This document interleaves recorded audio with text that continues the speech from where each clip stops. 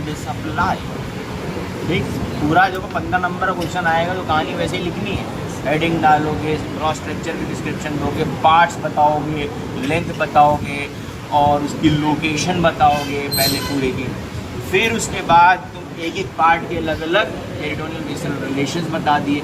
अब आएगी हेडिंग तुम्हारी आर्टीरियल सप्लाई। ठीक, तो मेजर सप्लाई अगर दूर दूर से लेकर अपना ब्रॉडर स्पेक्ट्रम देखें तो major supply of the duodenum is by superior and inferior pancreaticoduodenal arteries. Superior pancreaticoduodenal arteries upper 1.5 portion को सप्लाई करेगी, first part, and the upper half of the second part up till the foregut. Inferior pancreaticoduodenal lower portion of the duodenum को supply करेगी। Superior pancreaticoduodenal में blood कहाँ से आ रहा है? सीलिएक ट्रंक से। इंफीरियर पेरिफेरियाटिको-डूडेनल में कहाँ से आ रहा है? सुपीरियर पेरिफेरियाटिको ब्रांच और the structure derived from the mid cardiac. Okay, और मिडकट जंक्शन वहीं पे होता है जहाँ बिलियरी डक्ट्स खुलती हैं, पेनक्रेटिक डक्ट, वहाँ पे एम्पुल ऑफ वाटर जहाँ होता है। तो that was about the blood supply. लेकिन इसके अलावा there are other accessories arteries also, जैसे कि फर्स्ट पार्ट के बारे में मैंने बताया था।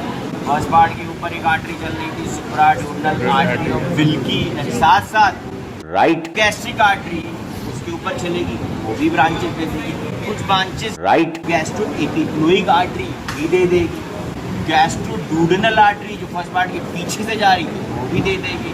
ये एडजॉइनिंग आर्टरी जब भी कोई विसरा से टच करके जाती है तो थोड़ी बहुत माइन्यूट ब्रांचेस ब्लड सप्लाई दे देती है। फर्स्ट पार्ट की ब्लड सप्लाई हो गई, बाकी तुम्हें पता ही। And remember that anastomosis, that blood vessels actually they are running here along to the inner curvature of the duodenum. इसकी वजह से अगर आप देखो यहाँ पे हमने ये निकाला है तो the anti mesenteric border, actually mesenteric होती नहीं है तो we can not say anti mesenteric border, but you can say that the outer border, outer curvature of the duodenum is smooth. ठीक, यहाँ पे स्मूथ है, but inner curvature even after dissection देख लो काफ़ी रफ सा आ रहा है। इसको फील भी करोगे, और अगर बहुत ध्यान से देखोगे तो इसमें बहुत सारी माइन्यूट वेसल्स भी कट रही है ना, because those blood vessels they are running along the inner curvature of the duodenum, और वहीं से वो अपनी ब्रांचेस देती है।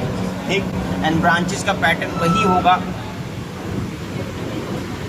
vasa recta reaches there and then encircles the gut loop circumferentially on one side, then the other vasa recta reaches and encircles on the opposite side, not at the same level, and they are resting on the musculature covered by the visceral peritoneum. That means the blood vessels are running between the serosa and the muscular layers, and within that it gives its minor branches which perforate those muscular layer, and then there will be again a plexus in the submucosa to give minute branches to those Brunner's glands and other different glands, crypts of Lieberkühn and all, बहुत सारे glands भी होते हैं इसमें।